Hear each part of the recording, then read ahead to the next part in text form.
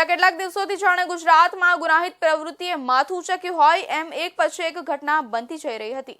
એને લઈને લોકોમાં પણ ડર પ્રવર્તી રહ્યો હતો અને સામે પોલીસ પર આક્રોશ વધતો જઈ રહ્યો હતો। લોકો પોતાને ઘરમાં પણ સુરક્ષિત નથી મહેસૂસ કરી રહ્યા, ત્યારે લોકોમાં ભય ફેલાવતા પોલીસે આવા શાનબાજોની શાન ઠેકાણે પાડી છે। સુરત પોલીસે મોટા વરાછા વિસ્તારમાં 4 દિવસ પહેલા જાહેરમાં મારામારી કરનાર 3 અસામાજિક તત્વોનું સરઘસ કાઢ્યું હતું। મોટા વરાછામાં ઈંડાની લારી ચલાવતા યુવક પર પાર્કિંગ જેવી સામાન્ય બાબતમાં હુમલો કરવામાં આવ્યો હતો। હુમલાની ઘટના સીસીટીવીમાં કેદ થઈ ગઈ હતી। છેલ્લા 2 દિવસમાં આવા ગુંડાઓનું ત્રીજું સરઘસ પોલીસ દ્વારા કાઢવામાં આવ્યું હતું।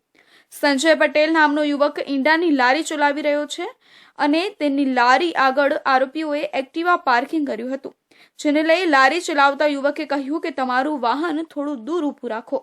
ત્યારે ઉશ્કેરાઈને આરોપીઓએ હુમલો કરીને ફરિયાદીના મોઢા પર ઈજા પહોંચાડી હતી, જેને લઈ યુવકને તાત્કાલિક સારવાર હેઠળ ખસેડવામાં આવ્યો હતો। જ્યારે આ દુકાન ખાલી કરી દે નહીંતર તને જીવવા નહીં દઈએ, તને જાનથી મારી નાખીશ તેમ આરોપીઓએ ધમકી પણ આપી હતી। ત્યારબાદ 2 યુવકોને દોડાવીને માર માર્યો હતો। આ સમગ્ર ઘટનામાં પોલીસે સીસીટીવી કબજે કર્યા હતા અને 3 આરોપીઓને ઝડપી પાડ્યા હતા।